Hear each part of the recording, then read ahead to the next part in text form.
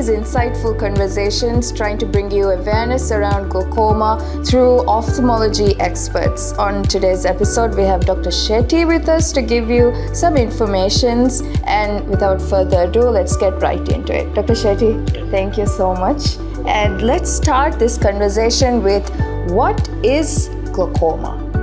Okay. Glaucoma is a group of eye conditions which damage the optic nerve in a very characteristic manner and causes loss of vision.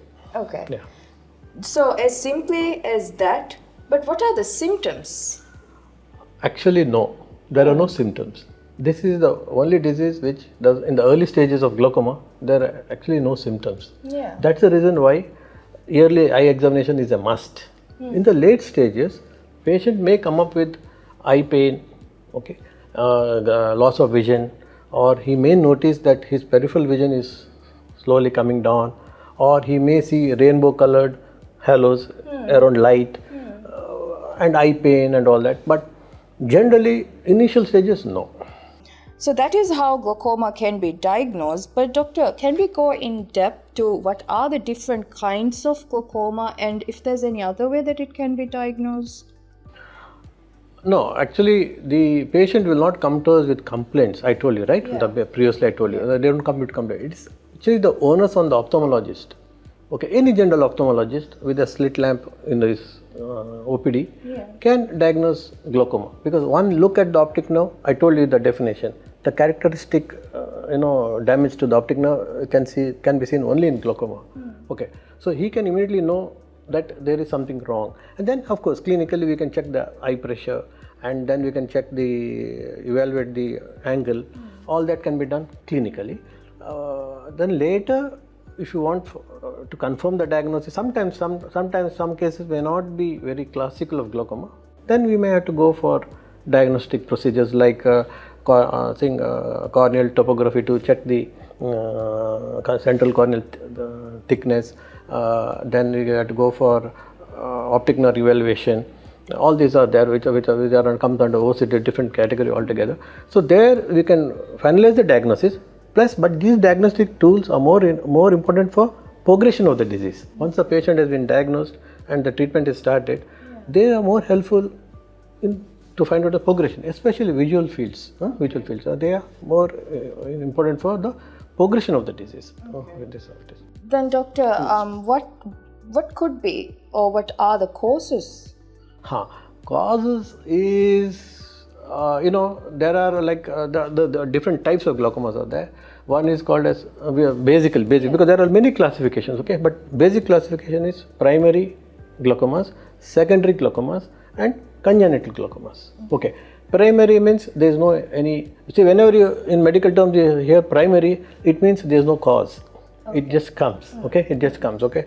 So we have got primary thing. In that you have got large, loose fitting like open angle and closed angle. So what it means is open angle is, see the structures in the eye, the front part of the eye, that is your cornea, your iris and the lens, they are spaced, there's a spacing, okay? They are spaced normally, okay? When they are spaced normally and you have glaucoma, that we call it as open angle glaucoma, okay? When there is crowding of the anterior segment, we call it as angle closure glaucoma, okay? This in simple terms, okay? Now the same thing in secondary also the same thing. You have open angle and closed angle, but there you have got definite conditions in the eye, which are causing this. So secondary means, in secondary you have actual cause, what is happening. Congenital is since birth. The child is born with the glaucoma, as early as few weeks of birth. Okay. Yeah. In that case, doctor, how soon will for example, the mother would know if the baby has glaucoma? Only thing she could know of is there are classical signs. One, the cornea, that is the eye, appears larger than normal. She'll notice that the eye is a little bigger than normal, okay? Because as the glaucoma proceeds, the eyeball gets a little bigger and bigger, one thing. Second is the pressure is high. The child will sleep on a pillow trying to reduce the pain, putting head down like that. I have always understood that glaucoma is a disease that you might get after you get old, like that. But through this conversation, even I've realized that doing checkups monthly or No, not monthly. For you mean say little elderly people? Yeah. Yearly should be enough. Yearly Yearly checkups. should be enough. Yearly checkup means not just taking glasses and going. Okay. They have to be evaluated by an ophthalmologist, Okay. who should be able to who should see the fundus, the optic nerve actually. The main focus is the optic nerve. So that's it. Once a year should be enough for that.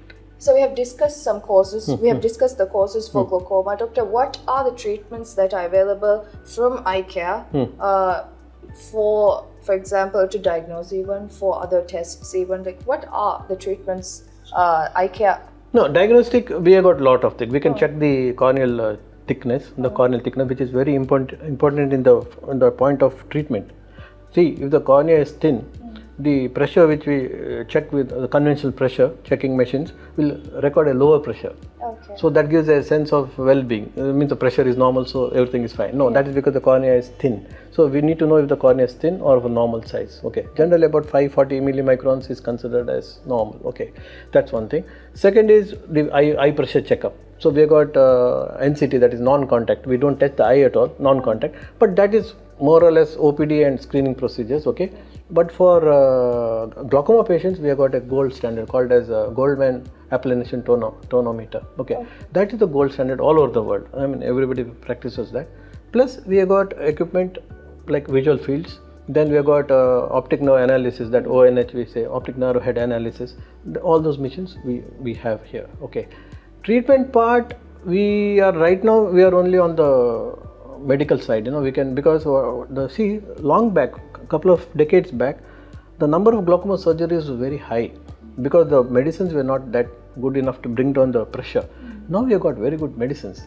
So that's the reason people depend more on medical treatment and surgery, unless until you are exhausted, there are too many multiple glaucoma medication, anti-glaucoma medications, then you proceed to the surgical side. Thank you so much, Doctor. Okay. It's been a great time discussing about glaucoma, and I hope the public is also aware of glaucoma and have gained some new information. We do have more episodes on this series, but for now, the first episode is over.